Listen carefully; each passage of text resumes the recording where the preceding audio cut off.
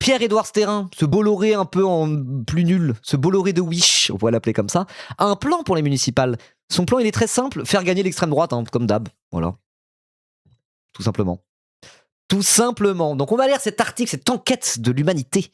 L'Humanité, le journal de Thomas Lemayeux. Thomas Lemayeux qui est grand reporter chez l'UMA, c'est comme ça qu'on dit. Au pôle enquête principalement. Thomas Lemayeux qui est d'ailleurs celui qui avait publié l'enquête sur les boucs Telegram de Némésis et tout. Vraiment, très bon journaliste Thomas Lemayeux. Je dis pas ça juste parce que parfois je le croise à la rédac de l'UMA quand je vais faire mon émission chez eux. Non, il est vraiment bien. En plus, il intervient dans des syndicats stylés comme Sud Éducation pour faire des trucs de formation par rapport à l'extrême droite et tout. Donc vraiment très très bien. Très très bien. Branchez-vous l'UMA et Thomas Lemayeux. La team, vous ne le regretterez pas. Donc Thomas Lemayeux qui signe une enquête pour l'Humanité. Municipal 2026, l'arsenal de Pierre-Édouard Sterrin pour faire basculer des centaines de villes à l'extrême droite. Donc voilà, comme Bolloré, Pierre-Édouard Sterrin, c'est le même genre de gars. Il veut mener la bataille culturelle pour faire gagner l'extrême droite, tatati tatata, on en a déjà parlé longuement. Il est un peu moins bon que Bolloré au sens où sa stratégie, il est un peu foireux. Il a fait tout un tas de trucs et au final, il a été pas assez discret, il a été trop rentre dedans. Il y a plein de gens qui étaient en mode genre, non mais ça, c'est Pierre-Édouard Sterrin, ça dégage. Voilà, il y a plein de gens qui sont bizarres un petit peu. Donc il est pas finito, mais vraisemblablement il est moins talentueux ou moins dangereux que Bolloré, je sais pas trop exactement. En tout cas voilà. Mais il continue à faire ça, il continue à mener la bataille culturelle, etc., etc. Et donc là, il a tout un plan pour les municipales pour tenter de faire gagner un maximum de listes d'extrême droite pour les municipales. Donc on va lire tout ça, l'article est assez long je crois, donc on va partir sans plus attendre. C'est un œil, oui, accessoirement c'est un œil, tout à fait. Tout à fait. Il est moins riche que Bolloré. Si les milliardaires, c'est un petit milliardaire de rien du tout à côté de Bolloré. N'est pas Bolloré qui veut. Non, vraiment, c'est le Bolloré de Wish Sterrin. Voilà. Voilà. Qui est imposable? Bon, il y en a qui sont imposables dans le chat. Il y a quelqu'un qui a lâché 300 balles tout à l'heure. Non, 500 balles dans la cagnotte. Bill One, il a lâché 500 € dans la cagnotte. Lui, je pense qu'il était assujetti à l'impôt sur le revenu. Voilà. Allez, bref. N'oubliez pas de boycott ces smartbox de cons. Tout à fait. Et on y va. Dans le projet du milliardaire identitaire et exilé fiscal visant à faire gagner le camp réactionnaire et nationaliste, les élections de dimanche prochain sont marquées d'une pierre blanche. D'Hexagone à Politicae, tout est mis en place pour faire basculer au moins 1000 villes. 1000 villes, c'est beaucoup. Voilà. Alors, c'est peut-être beaucoup de petites villes, mais voilà. D'ailleurs, rappel, les élections sénatoriales, si vous et moi on vote pas pour les sénatoriales, c'est parce que c'est les maires de France qui votent pour les sénatoriales. C'est pas une élection au suffrage universel direct, c'est indirect. Voilà. Donc plus il y aura de mairies qui vont basculer à l'extrême droite, plus le RN a des chances de faire une percée au sénatorial, aux prochaines sénatoriales. Voilà. Donc c'est pour ça. Il y a aussi cet enjeu-là. N'oublions jamais. C'est des élections qui sont quand même assez importantes, les municipales. Et ces élections aussi qui permettent d'avoir un ancrage local. Et en politique, quand même, avoir un ancrage local, c'est assez important pour tenir sur le long terme. Voilà, le RN manque d'une certaine forme d'ancrage local, notamment dans les villes. Dans les campagnes, ils ont un bon ancrage local, on va pas se mentir. Pareil pour LFI d'ailleurs. Et pareil pour les macronistes d'ailleurs. Donc c'est des élections un peu particulières, les municipales. Voilà, si LFI arrive à prendre un maximum de villes, ça fera qu'ils ont plus d'ancrage local, un ancrage local qu'ils n'ont pas beaucoup, parce que c'est un parti assez récent.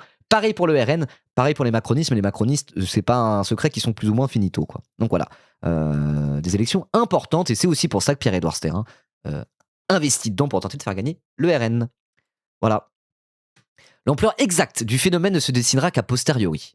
Peut-être à l'occasion du contrôle de conformité sur les comptes de campagne, voire en cas de poursuite pour financement illégal de la vie politique. Ou quand les faux nez de certains candidats sans étiquette tomberont au fil de l'eau dans ces milliers de communes petites et moyennes. Tout à fait, parce qu'il y a tout un tas de candidats sans étiquette, liste civile, dans des petites villes qui avancent un peu masquées. Au final, c'est des fachos tout à fait RN compatibles, juste ils ne sont pas officiellement RN. Et voilà, typiquement au sénatorial, ils vont voter au RN, et typiquement les politiques qu'ils vont faire dans leur ville, ça sera des politiques proches de celles du RN. Voilà. On n'a qu'un milliardaire à gauche, tout à fait. Il n'est même pas milliardaire, il est centimillionnaire. C'est Mathieu Pigasse, bien sûr. Mathieu Pigasse, qu'on salue, bien sûr. Voilà. Quand j'étais à la soirée de lancement du numéro hors série contre l'extrême droite avec Radio Nova, Les Inrocks, l'Humanité, Blast et Street Press, il y avait Mathieu Pigasse qui était là pour un petit débat avec Fabien Gay. Et il y avait le. Après, on buvait un coup. Et comme par hasard, quand il y a un Mathieu Pigasse qui traîne, là, il y a de l'alcool gratuit. Voilà, sur votre petit buffet, il y avait des petites canettes de cocktails pré-made, là. C'était gratuit, même pas à payer. Donc je pense que c'est Mathieu Pigasse et sa grande fortune qui a permis à l'événement d'avoir littéralement de l'alcool gratuit. C'est rare d'avoir ça, hein. Parfois, t'as des petits canapés, des petites chips, des petits trucs à manger, mais alcool gratuit comme ça? Ah bon? Je pense que c'est Mathieu Pigasse qui régalait. Donc critiquez pas trop Mathieu Pigasse, j'ai pu boire à l'œil grâce à lui, il y a pas longtemps. Et Sebzer aussi, je sais pas s'il est dans le chat. Sebzer qui est souvent dans le chat, qui est venu à l'événement. On a bu gratos grâce à Mathieu Pigasse. Donc, non, moi je l'aime bien, Mathieu. Moi, je l'appelle par son prénom d'ailleurs maintenant. La 8-6 gratos. Non, c'était meilleur que la 8-6. C'était bon, hein, c'était vraiment bon, hein. Pire argument, mais c'est de la blague. Je rigole. Oh là là, je rigole. Non, mais moi, pour le coup, à la base, j'étais très très méfiant. Je me disais, en mode Mathieu Pigasse, je te fais pas trop confiance.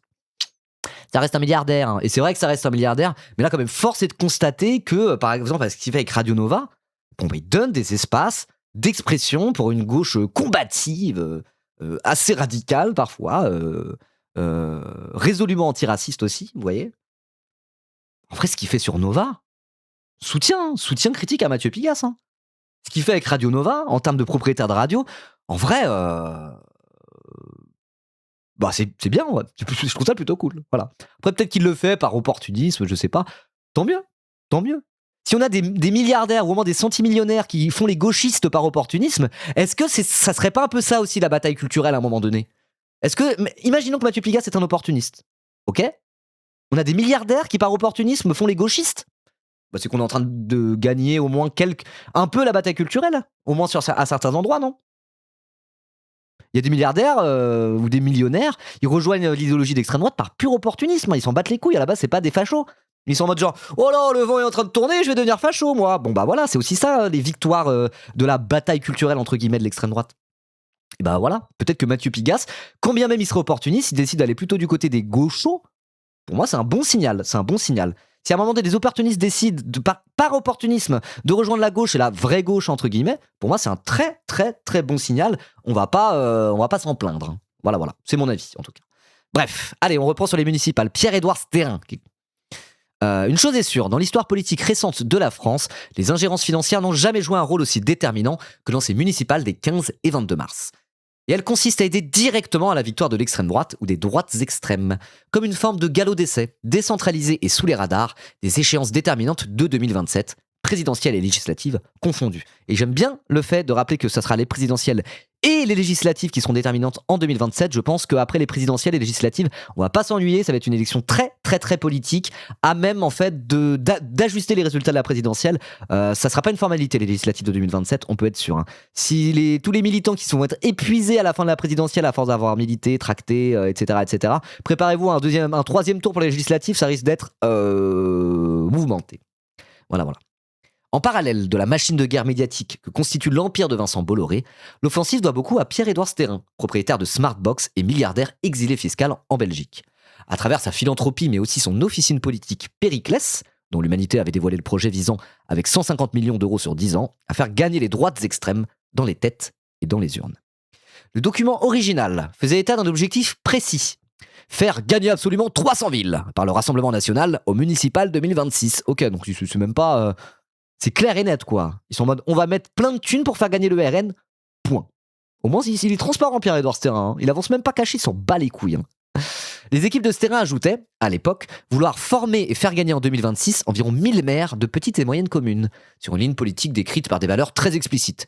Préférence nationale. Une ligne politique décrite par des valeurs très explicites.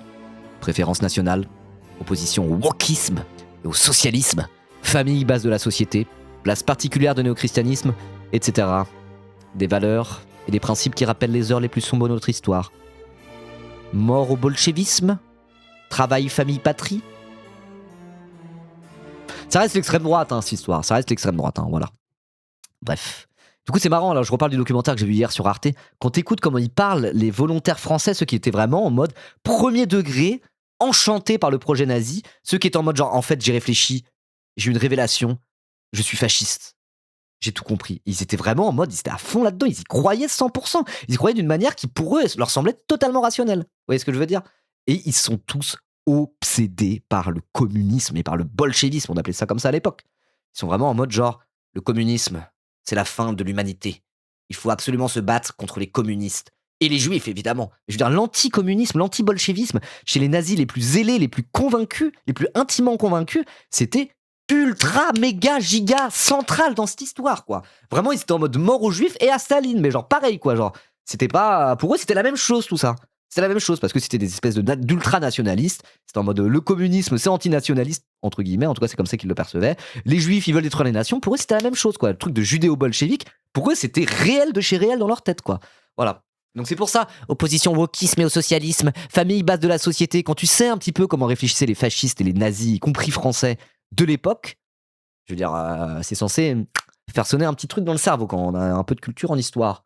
Voilà, bref. 2 ans plus tard, c'est donc un premier test à grande échelle que le plan Périclès de Stérin s'apprête à passer. Depuis son affichage dans le champ politique à l'extrême droite, la grande fortune catho-identitaire a semé ses financements directs ou ses prêts dans tout le pays, avec une stratégie plus ou moins consciente de dissémination générale et d'occupation des sols. Ce sont les nuits du bien commun, cofondées par l'homme d'affaires, qui permettent, au-delà des objectifs affichés de charité, de fédérer la frange la plus conservatrice du monde catholique. Ce sont les associations qui tentent de décourager le recours à l'IVG ou de lutter contre le divorce, qui ouvrent des antennes sur le territoire. Ou encore des écoles privées hors contrat, des spectacles historiques, le label Les plus belles fêtes de France, ou le canon français. Donc le canon français, c'est des espèces de grands banquets de la France rurale, là. On va aller se bouffer de la bonne charcuterie en bouffant du pinard comme à l'ancienne, parce que c'est ça la France. Et bah c'est financé par ce terrain. Et bah d'ailleurs, justement, je parlais de Benoît Coquart tout à l'heure. Benoît Coquart, il parle de ça, du canon français. Il est en mode c'est intéressant parce qu'il y a vraiment des gens un peu prolos ruraux qui vont. Il y a aussi des petits bourges d'écoles de commerce, limite un peu citadins, et t'as presque une forme de mixité sociale nouvelle qui naît dans ces trucs de cons autour d'un projet réactionnaire et low-key raciste, quoi. Enfin, low-key pas tant que ça. Vous voyez. Et bon, c'est très intéressant. 80 balles la place, ouais, mais il y en a, ça doit pas être des gros bourges, quand même, voilà, c'est en non-mixité blanche par contre, on est d'accord, on est tout à fait d'accord là-dessus. Hein.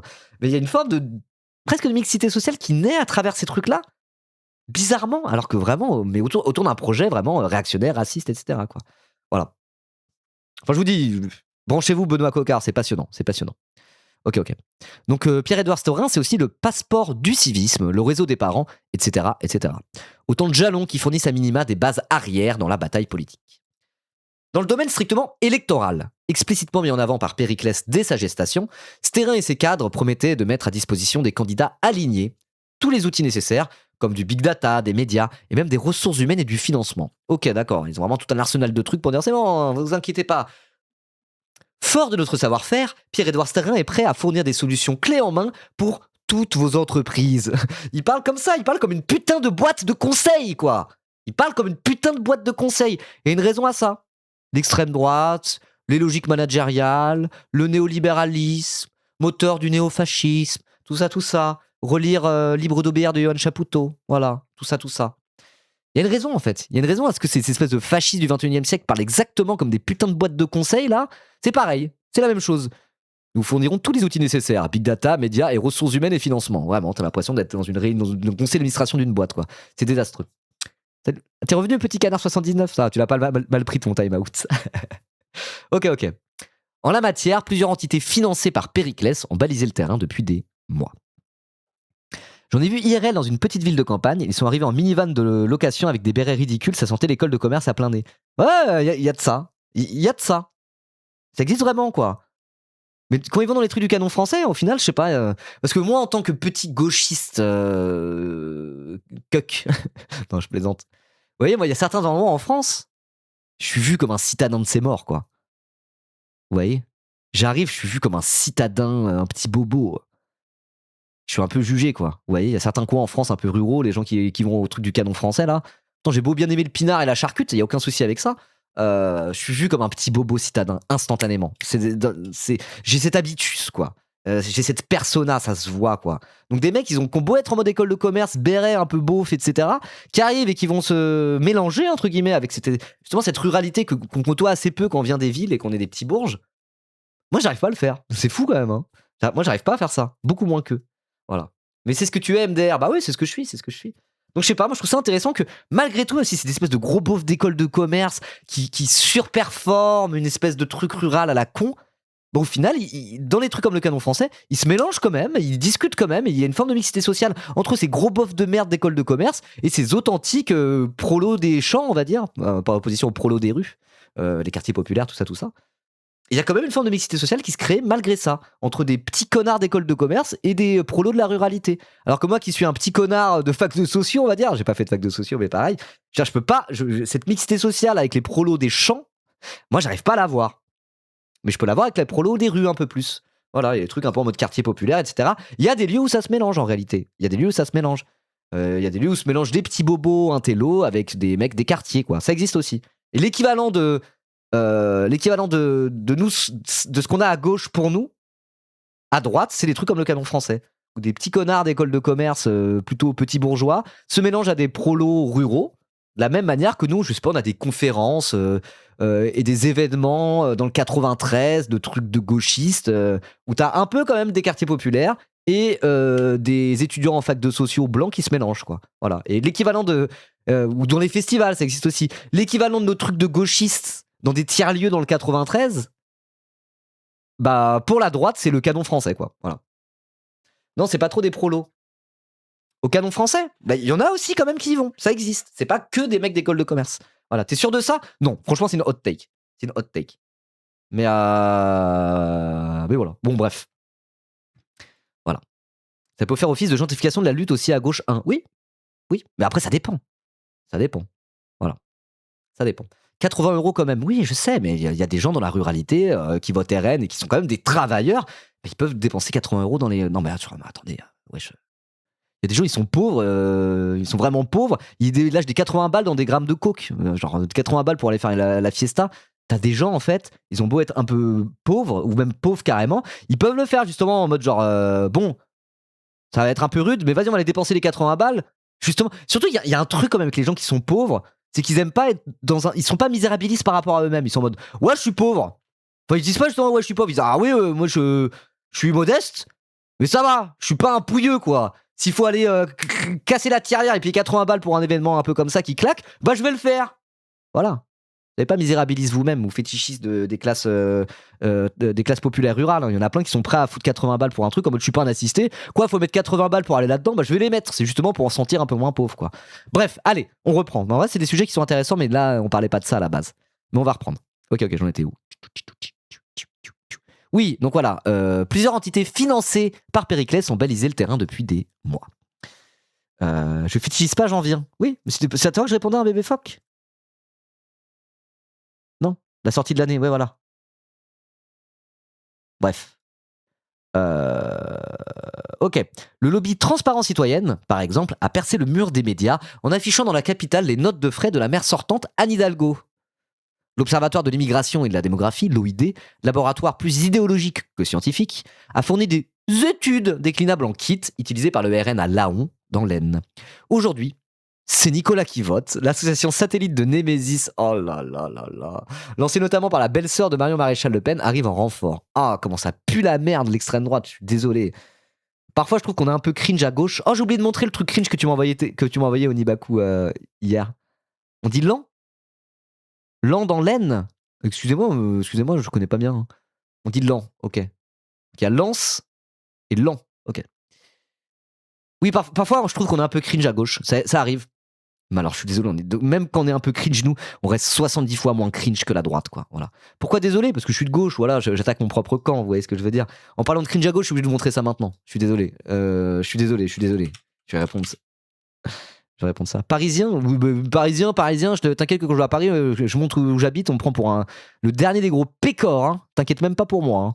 J'ai pas grandi à Paris entre Muros, loin s'en faut. Mantes-la-Jolie, c'est un Parisien pour vous? C'est pas vrai. Mantes-la-Jolie, c'est la France qui pue un peu de sous les bras.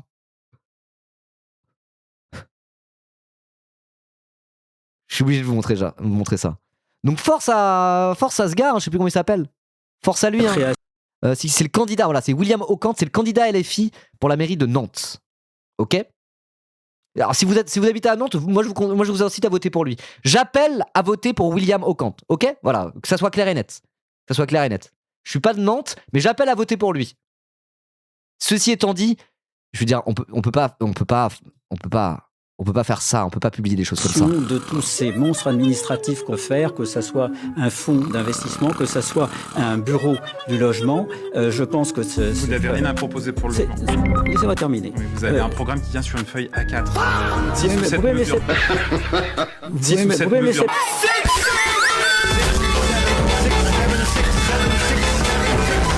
Je me méfie de la création de tous ces monstres administratifs qu'on fait, que ça soit un fonds d'investissement, que ça soit un bureau du logement. Je pense.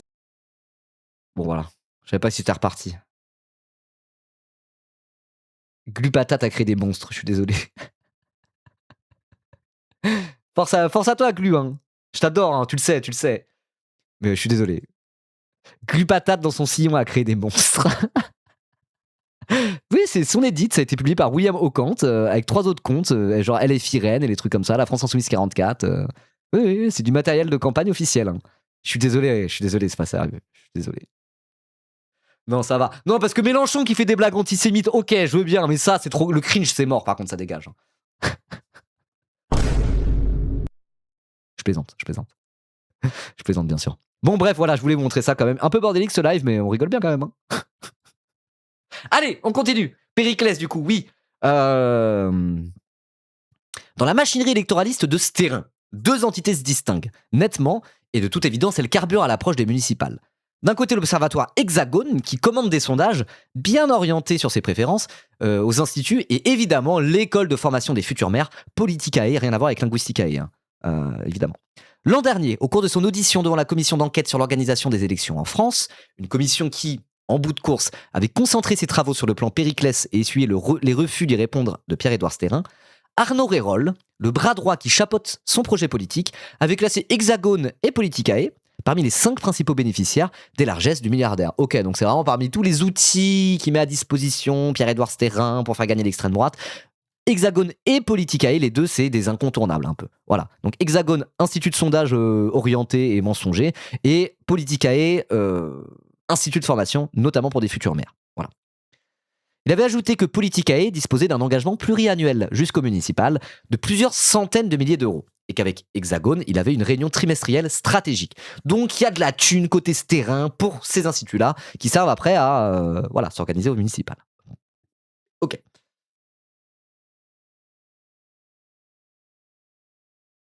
À Nice, dans les Alpes-Maritimes, dans la bataille fratricide, ça pareil, hein, la bataille fratricide entre Christian Estrosi de Horizon et Éric Ciotti de UDR, ça mourir de rire, je suis désolé. Force à tous mes Niçois de gauche, hein. Je sais qu'ils existent, il y en a pas tant que ça, mais il y en a des Niçois de gauche. Hein. Je sais pas si t'es là, Zella, souvent sur le chat. Il y en a, hein, des Niçois basés de gauche, il y en a, ils existent. Hein. Bah, force à vous, c'est galère. Hein. Aïe, aïe, aïe. Bataille fratricide entre Estrosi et Ciotti. C'est un peu à mourir de rire. Hein. Ils sont 7 forces. Non, il y en a. Ils sont chauds. Hein. Ils organisent des manifs, ils se bougent. Non, ils existent. Hein. Il y en a, ils sont déter. Hein. Hier soir, je parlais avec Zella du chat qui est souvent là. On s'est croisés plusieurs fois et tout, à des événements IRL. Et non, elle est déter. Elle est en mode genre, ouais, dans les quartiers, on fait de l'éduc pop, on se bouge, on fait des trucs. Elle montre souvent un peu ce qu'elle fait à l'échelle locale. Non, il y a des gens déter à Nice. Hein. C'est pas juste, il y a trois gauchistes qui vont voter pour le gauchiste local. Non, à Nice, il y a vraiment des gens qui s'organisent et qui font du travail militant basé.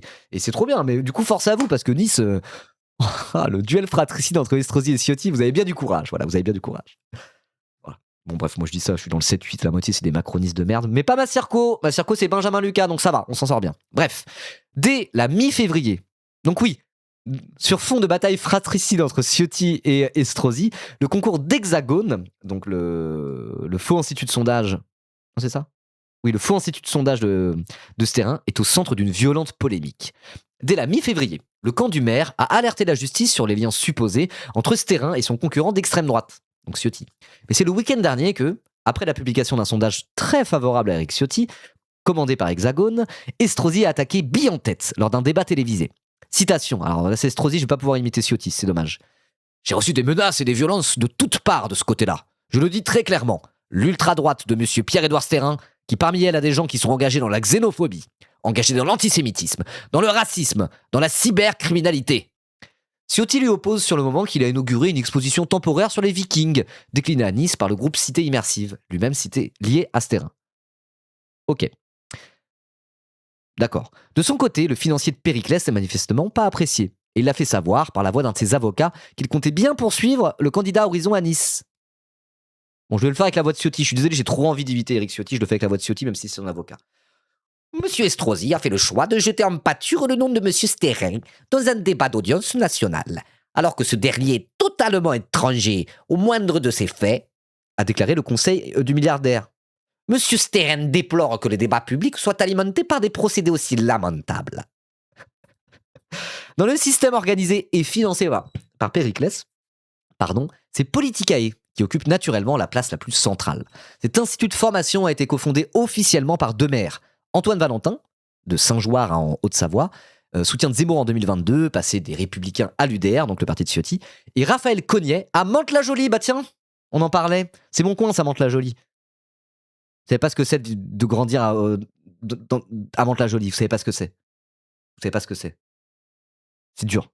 C'est très dur. T'es là en mode genre, ouais, c'est bon, allez, j'ai 20 ans, on va sortir, on va faire la fête. Tu te retrouves en free party à prendre des gouttes de LSD avec des gens que t'aimes qu'à moitié, en écoutant de la Mozart Tech.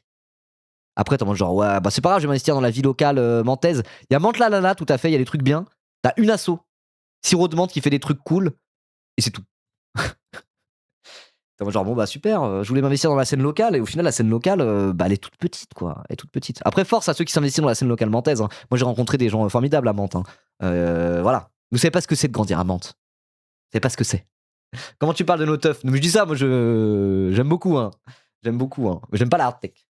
Je regrette rien. Moi, je suis fier de mon 7-8. Je suis fier de mon Mantes-la-Jolie. Mais quand même, waouh. C'est pas facile tous les jours. Vous savez pas ce que c'est. Vous savez pas ce que c'est. Je dis ça pour ceux qui me traitent de parisien, là. Non, je suis un Mantois. Vous savez pas ce que c'est. Je parle de Mantes-la-Jolie, hein, pas de Nantes. Voilà, je parle de Mantes. Oui, le CGR de Mantes.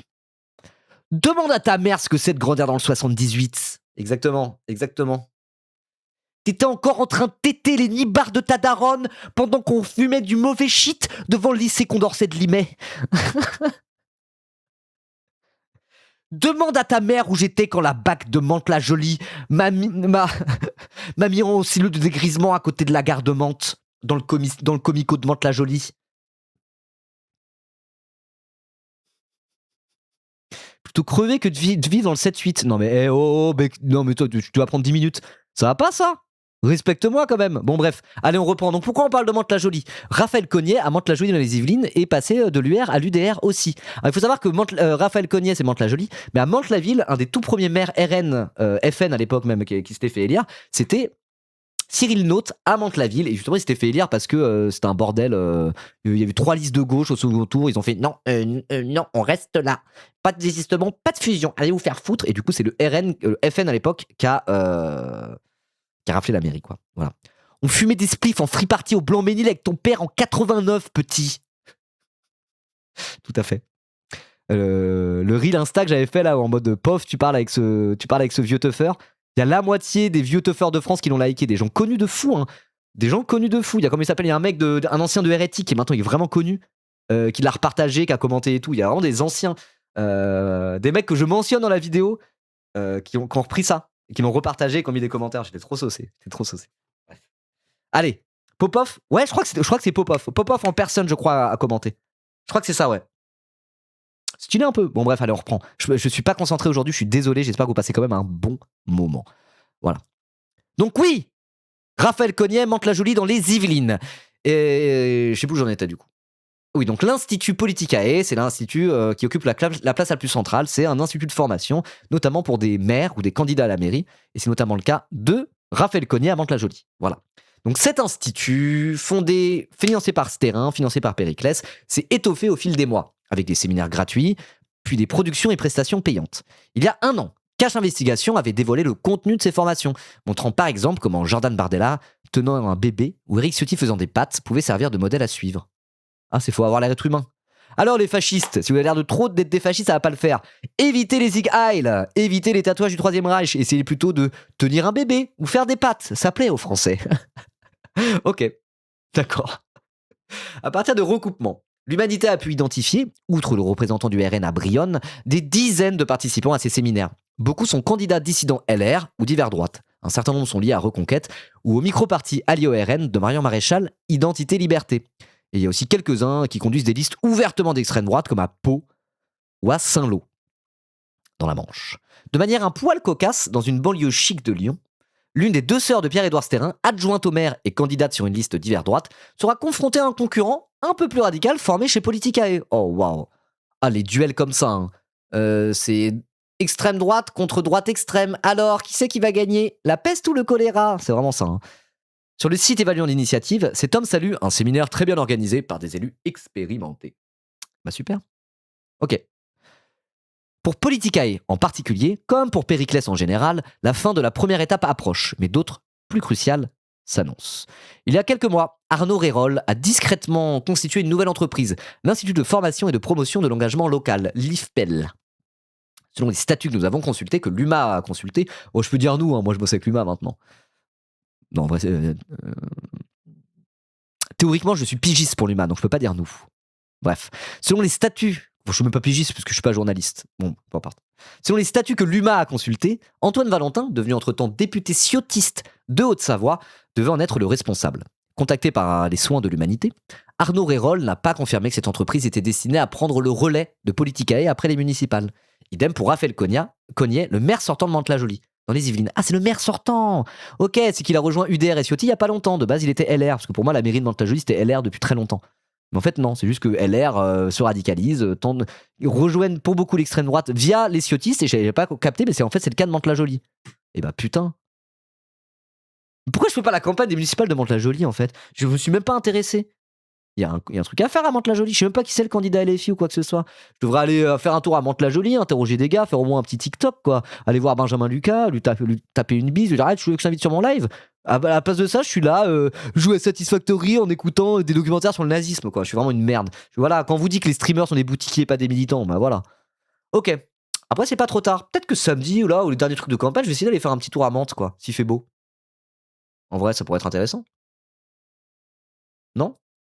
Faut que je fasse ça. Désolé, je suis pas assez investi dans la politique locale. Je m'intéresse pas trop à la politique locale, en vrai, je vous avoue. Moi, je suis très national. Bon, bref, peu importe. Ok. Donc, idem pour Raphaël Cognet, en tout cas, le maire sortant de Mantes-la-Jolie, qui pourrait œuvrer dans ce nouveau projet, mais n'a pas répondu à notre sollicitation.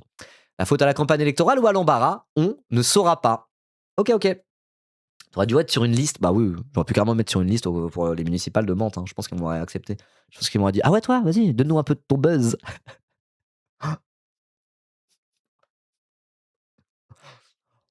Ok, bah très bon article. Hein. Très bon article. C'est un peu parti dans tous les sens au niveau du React. Vous voyez, je suis de très bonne humeur aujourd'hui, je suis un peu excité. Ça arrive. En tout cas, l'article est vraiment bien. Je vous mets le lien dans le chat pour ceux que ça intéresse. Abonnez-vous à l'UMA de manière générale et abonnez-vous à moi aussi. Notamment ceux qui regardent la VOD. Abonnez-vous là. Oh, vous faites quoi?